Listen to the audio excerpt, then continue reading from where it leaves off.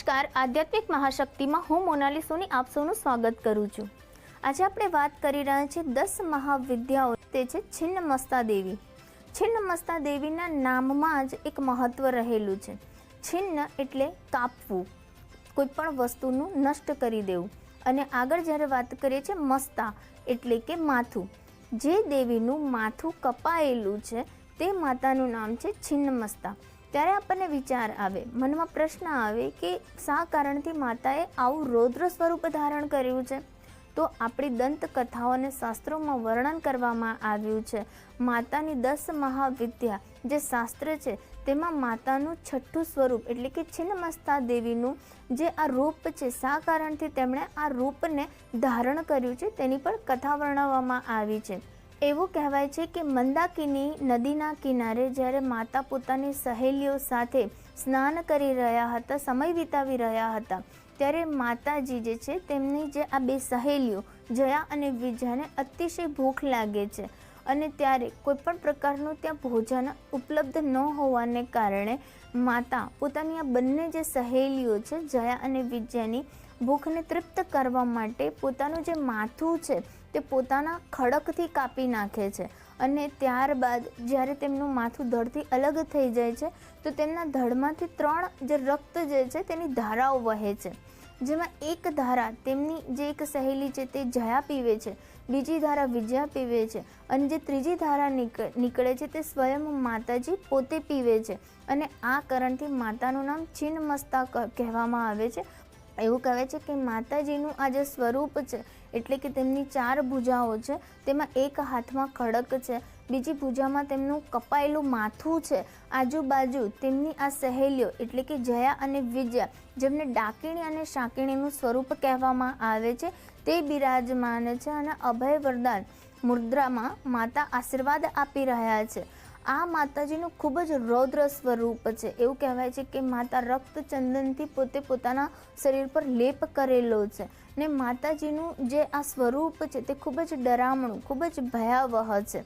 એવું કહેવાય છે કે માતાજીના જે આ સ્વરૂપ છે તેમાં નીચે એક દેવી અને દેવતા સૂતેલા છે તેમના ચરણો આગળ, અને આ દેવી દેવતા એટલે કે કામદેવ અને તેમની જે પત્ની છે તે પ્રત્યારી એમની પત્ની છે। તેનું કારણ એ છે કે માતા કામરૂપી વાસનાને નષ્ટ કરે છે, તેના પર અંકુશ કરે છે। માતાના હાથમાં જે તેમની 4 ભુજાઓમાં જે ખડક છે તે વર્ણવે છે કે વ્યક્તિનું માત્ર કામ વાસનારૂપી જ નથી હોતું, પરંતુ માનવીના મનની દરેક પ્રકારની તીવ્ર ઈચ્છાઓ પર અંકુશ કરવો તે આ સ્વરૂપ આપણને બતાવી રહ્યું છે। જ્યારે માતાનું જે આ સ્વરૂપ છે તે ખૂબ જ રૌદ્ર છે, ખૂબ જ ડરામણું છે, માટે દરેક ગૃહસ્થ વ્યક્તિ પોતાના ઘરે માતાજીની સાધના આ પ્રકારના સ્વરૂપની નથી કરી શકતો અને આ સાધના કરવા માટે વ્યક્તિને પોતાના ગુરુની ખૂબ જ જરૂર પડે છે। ગુરુ સાનિધ્ય હેઠળ ગુરુ શિષ્ય પરંપરામાં આ સાધના કરવામાં આવે છે। માતા છિન્નમસ્તા દેવીની આ સાધના તાંત્રિક સ્વરૂપે કરવામાં આવે છે। તંત્ર વિદ્યામાં આ માતા છિન્નમસ્તાની જે સાધના છે તેને ખૂબ જ મહત્વની અને ઉપયોગી માનવામાં આવે છે। છિન્નમસ્તા દેવીની સાધના કરવાથી તમને જે સિદ્ધિ મળે છે એટલે કે તમે પૂરા બ્રહ્માંડની શક્તિ અને ઉર્જા તમને સિદ્ધિ સ્વરૂપે મળે છે। તમારી કોઈ પણ એવી ઈચ્છા છે, કોઈ પણ એવી મનની મુરાદ છે, તેના પર અંકુશ લાવીને તમે સમસ્ત બ્રહ્માંડની ઉર્જાને પ્રાપ્ત કરો, તે સિદ્ધિ માતા છિન્નમસ્તા દેવી આશીર્વાદ રૂપે આપે છે। ત્યારે એવું કહેવાય છે કે 10 મહાવિદ્યાઓની જે આ દેવી છે તે આપણી કુંડલીની શક્તિને જાગૃત કરે છે, એટલે કે ઈડા અને પિંગળાની વચ્ચે જ્યારે સુષુમ્ના નાડી જાગૃત થાય છે ત્યારે વ્યક્તિને તેની એ બુદ્ધિના સ્તર ઉપર પહોંચી જાય છે જ્યારે તેને દરેક પ્રકારની દેવીય સિદ્ધિ પ્રાપ્ત થઈ જાય છે, દરેક પ્રકારના તેના મનની ઈચ્છાઓને પામી શકે છે વ્યક્તિ। તે પ્રકારે તે પોતાના જીવનમાં ખૂબ જ ઊંચાઈઓ અને સિદ્ધિઓ પ્રાપ્ત કરી શકે છે। જ્યારે છિન્નમસ્તા દેવી જે છે તેમની જે સાધના છે તેમાં ખડક સાધનાનો ઉલ્લેખ કરવામાં આવ્યો છે। આ સાધનાનું મહત્વ એ કહેવામાં આવે છે કે જ્યારે તમે કોઈ પણ પ્રકારની સાધના કરો છો ત્યારે તમે તમારા શરીરનું કોઈ એક ભાગ, કોઈ શરીરનું એક અંગ જ્યારે યજ્ઞમાં આહુતિ આપો છો, યજ્ઞમાં પ્રજ્વલિત કરો છો, તો આ પ્રકારની સાધના બાદ જ માતાની સિદ્ધિ પ્રાપ્ત થાય છે। છિન્નમસ્તા જે દેવી છે તેમની જે સાધના કરવામાં આવે છે તેને વામાચાર રીતે કરવામાં આવે છે। વામાચાર રીતે એટલે કે તામસિક રીતે માતાની તંત્ર ઉપાસના અને સાધના કરવામાં આવે છે।